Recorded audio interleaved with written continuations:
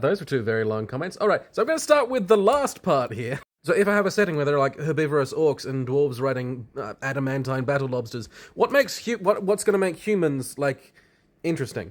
So one of the ways that magic works within the system is that the soul, which is just the soul being just the magical energy generating part of the metaphysical construct, the part of you that makes you you. You have the consciousness that is you and the soul that just generates energy. In the case of magical creatures, things like Pegasuses and giants and stuff like that, these creatures should not actually function or should take additional energy beyond just their biology to function. That's where magic comes in. In order for a giant to not just collapse under its own weight, it uses the majority of the magical energy that its soul produces in order to be bigger. Now, this means that a giant effectively has already got strength-based magic running through it constantly. A Pegasus, when it is flying, it is constantly using a certain amount of magic to help facilitate that flight. When it comes to the humanoid species, things like orcs are just biologically different. There's not a lot really changing there. But elves, the majority of their magic that they would naturally produce is going towards just keeping them alive, keeping them from aging. They are using the majority of their energy constantly to prevent them from aging, which means they have a very small mana pool of kind of free energy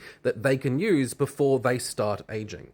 When elves use too much magic, too much mana beyond that relatively small pool, they actually age very quickly. And they can, in fact, in times of great need, sacrifice significant amounts of their own lifespan, physically degrading themselves significantly to create large bursts of mana. Now, what this means is that elven magic is often very concerned with efficiency, with how to use as little magic as possible to get what you want done.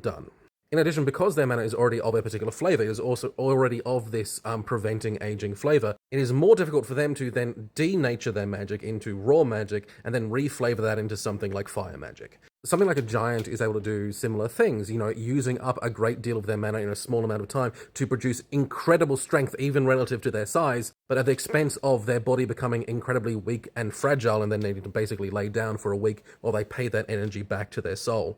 To the creatures that have something innately magical about them, regular humanoids, orcs, humans, halflings, dwarves, they all seem to have a lot of mana to spare. So something like an elf, if they want to use their own mana, has to get really quite intellectual and very specific about what it is they're doing, lest they overuse their mana. Or they have to utilize a different source, perhaps looking for nature mana or a patron or a faith or something like that. Or, more often, take advantage of the fact that you can live much longer and learn a bunch of things and gain skills. On the other hand, us boring humanoids, like humans and so on, have a lot more mana to use and often find it a lot easier to actually grasp magical concepts. Of course, we have a lot less time to do so.